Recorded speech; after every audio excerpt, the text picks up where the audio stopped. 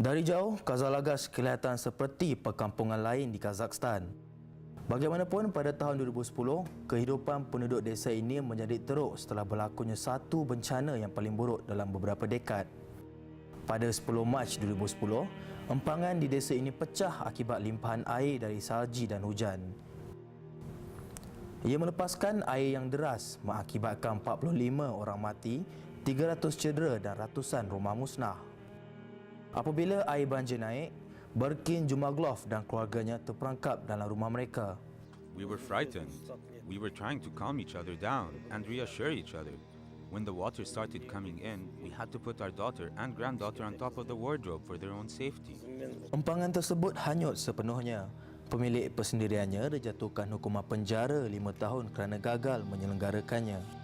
Setahun kemudian, perkampungan tersebut dibina semula sepenuhnya dan ratusan rumah baru dibangunkan untuk penduduk yang terselamat. Datuk Bandar Soleh Aminova berkata, mereka sudah mengambil iktibar dari peristiwa itu.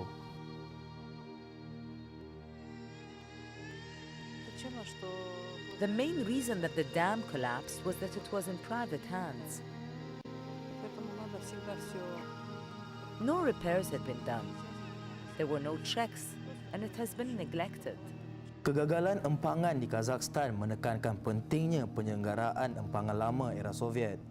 Di Asia Tengah, terdapat lebih 1,000 empangan membekalkan air bagi kegunaan saliran, tenaga dan perumahan. Kebanyakannya memerlukan pembaikan dan pemodenan. Suruhanjaya Ekonomi Bangsa-Bangsa Bersatu bagi Eropah atau UNECE bekerjasama dengan beberapa negara untuk mempromosikan keselamatan empangan, terutamanya empangan seperti di Kazakhstan. The Kirov Dam is of concern because it's close to the border of Kazakhstan and close to a very large city. So if anything would happen to the Kirov Dam, there would be great consequences downstream. Jika empangan Kirov gagal, bandar Taras yang mempunyai lebih 0.5 juta penduduk akan dilanda ombak setinggi 55 meter. Kabar angin yang tersebar selepas revolusi Kazakhstan tahun 2010, kononnya empangan telah pecah mengakibatkan ramai penduduk meninggalkan bandar itu.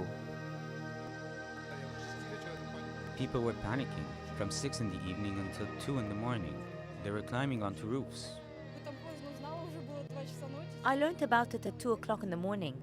As it was too late to leave, I just stayed at home. Kabar angin itu tidak benar, tetapi Seribal Tepeyev dari Pembandaran Taras berkata pihak berkuasa telah segera bertindak. The governor of the province spoke on TV to reassure people in the city. Thanks to the UN Economic Commission for Europe, there was a group of independent experts who inspected the dam and said there was no cause for concern.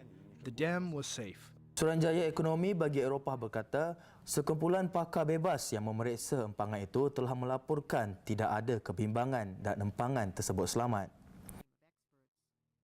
Atas permintaan pihak berkuasa Kazakh dan Kyrgyz, UNECE membantu memeriksa dan memperolehi dana bagi membawa masuk kumpulan pakar.